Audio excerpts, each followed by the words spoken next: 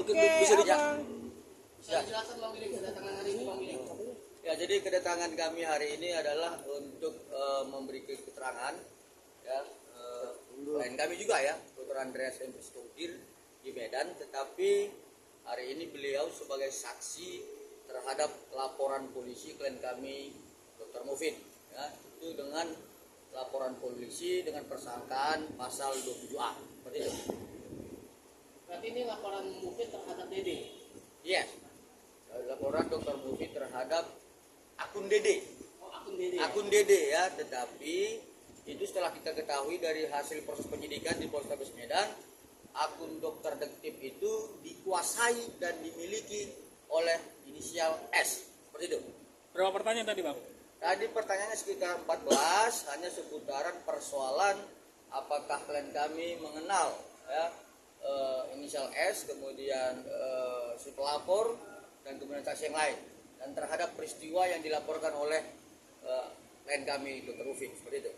Bang, ada apa bukti tambahan mungkin yang diterlibatkan juga, Bang? Nah, sekarang dalam proses lidik ya, bukti yang kami berikan hanya sebatas pada saat kami melaporkan awal seperti itu. Ya, ada screenshot, capture gambar dan keterangan saksi seperti itu.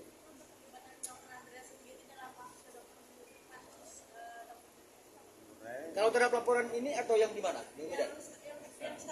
Yang sekarang, karena pada saat peristiwa kejadian yang dilaporkan oleh Dr. Mufid, Dr. Andreas berada di tempat itu. Ya, Dr. Andreas sebagai saksi menerangkan, melihat dan mendengarkan ya bahwa apa yang disampaikan oleh inisial S itu adalah bohong dan benar menyerang kehormatan, seperti itu.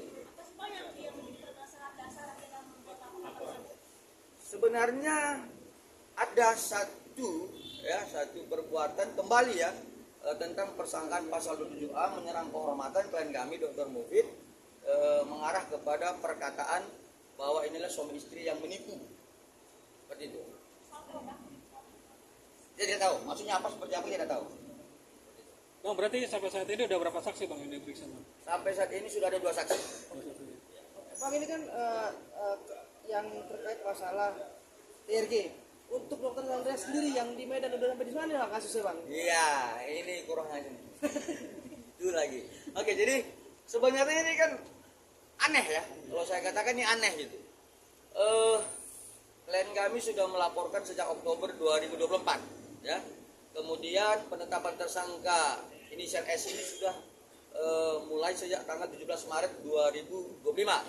Nah, kemudian kami berharap ya sejak panggilan pertama ya si inisial S ini dipanggil di Polrestabes Medan tanggal 26 Maret sampai dengan sekarang panggilan kedua belum dilayangkan oleh penyidik Polrestabes Medan ya. Dan yang lebih aneh, ini aneh, kami barusan mendapatkan informasi dari tim kami di Medan bahwa adanya surat panggilan kepada klien kami dan kepada kami sebagai kuasa hukum untuk datang ke Mabes Polri berdasarkan Dumas, ya, berdasarkan Dumas si pelapor. Anehnya, itu tujuannya adalah untuk sebatas melaksanakan gelar perkara khusus. Ya, kalau dalam gelar perkara khusus itu sebagaimana Perkap 6 2019 di pasal 31 di 3. Dan kami melihat itu adalah sangat cacat formil. Ya, tapi tidak apa-apa, kami akan hadapi. Ya, aneh pasal 27A kemudian begitu lama lalu dilakukan gelar perkara khusus, tapi kalau kita perbandingkan dengan persoalan laporan yang di Pejaten ya Jawa Timur itu si terlapor sekarang terdakwa adalah Isa Jega. Oh, ini cepatnya luar biasa. Bahkan yang kami dengar ya persangkaan 27A tapi tuntutan 5 tahun. Ini kan aneh ini. Ya, ini aneh. Jadi ya sudahlah, biarkan masyarakat melihat apakah proses hukum ini tetap on the track terhadap ketentuan konstitusi atau memang berdasarkan kekuatan dan kekuasaan. Seperti itu. Jadi bisa bilang prosesnya lambat di Medan sedangkan orang lain. Menurut kami ini bukan lambat ya. Dugaan kami ini adalah ada satu perbuatan obstruction justice ya, menghalang-halangi penyidikan. Ya, menurut kami seperti itu. Ya, dengan kekuasaan, dengan apalah seperti itu. Jadi dugaan kami ada menghalang-halangi penyidikan oleh pihak penyidik Polrestabes Medan maupun pihak lain seperti itu. Oke. Oke bang, dengan lambatnya proses sedimen ini untuk dokter Andreas sendiri menghambat gak sih pada akhirnya untuk beberapa hal ya, kayak pekerjaan atau apapun?